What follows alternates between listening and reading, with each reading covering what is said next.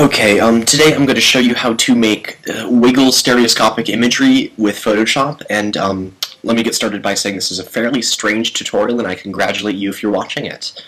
So, okay, we're going to have two images that, we want to rapidly change faces at, right? And what you do to do this is you either have two cameras or one camera, and you take the scene by two slightly different angles. This just happened to be a light painting, so I have these two images. What I want to do first is make sure that they're stacked up nicely and match up nicely. So we're going to take one precautionary step, and hopefully this will help you in case your shots are a tiny bit misaligned. So I'm going to take one of these images into Photoshop and then drag the other one over the other one. And there we go. Okay, now I'm going to adjust the opacity on the first image that's layered on the background image, so then we have this funky weird thing going on that's like so. And then we're going to try to get it aligned as nicely as possible. I think that works. Okay.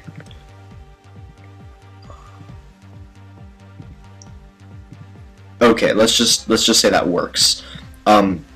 The shots are a little bit too far apart because we couldn't get the lenses close enough, but whatever. Okay, now what we're going to do is crop it, obviously, to where the other image ends, and it seems like it ends right about there.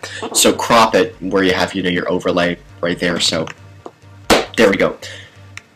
Okay, now we're going to make it into an animated GIF once it's done processing. Okay, now here's the fun part.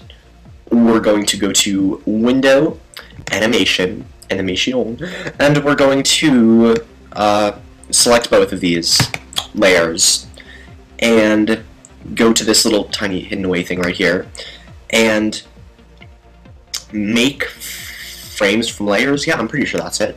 Yes, that's exactly what we do. And then we're going to have to define how many seconds each frame is going to be. I think 0.1 seconds is good. You don't want to, possibly have your viewer, have a seizure from epilepsy or something. And it seems to be better for the web because for some reason the speed on Photoshop and the speed on the web that you play these at seems to vary for some strange reason. I don't know if it's just me, but it might be true. So 0.1 seconds anyway. And let's see. That's not the worst thing I've ever seen. Okay. Oh, okay.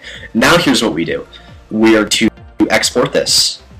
Save for web and devices. Blah, blah, blah, whatever. Okay, just wait. Be very, very patient.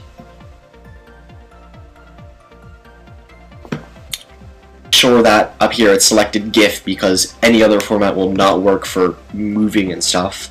Okay, so what we want to do is we want to change the image size because if we don't, you'll end up with a ridiculously large GIF that will probably make people's computers combust. So I like to go with something like 700 width and under. I think that's pretty reasonable. And what I do is I would like to round it out a little. Oh, now it's rendering it. I like to round it out a tiny bit. So let's say the width is at 700 and the height is at 477. I like to make it 480 because I like to. And then we're just going to save it. Whatever you like. Stereo thing. And there you have it. You can put your completed image on DeviantArt because DeviantArt allows for GIF uploads. Tumblr because Tumblr is, hip and cool. You can do whatever you want with your stereoscopic image, man. Oh, in case you're wondering, this was created with light painting, with two cameras, and light painting is just like a long exposure technique. And I just blinded this poor dude with a laser pointer that had one of those weird lenses on it. So if you're wondering, that's that. This concludes our strange tutorial on wiggle stereoscopy. I probably won't add that in the title because not many people are familiar with the term, so good luck, man.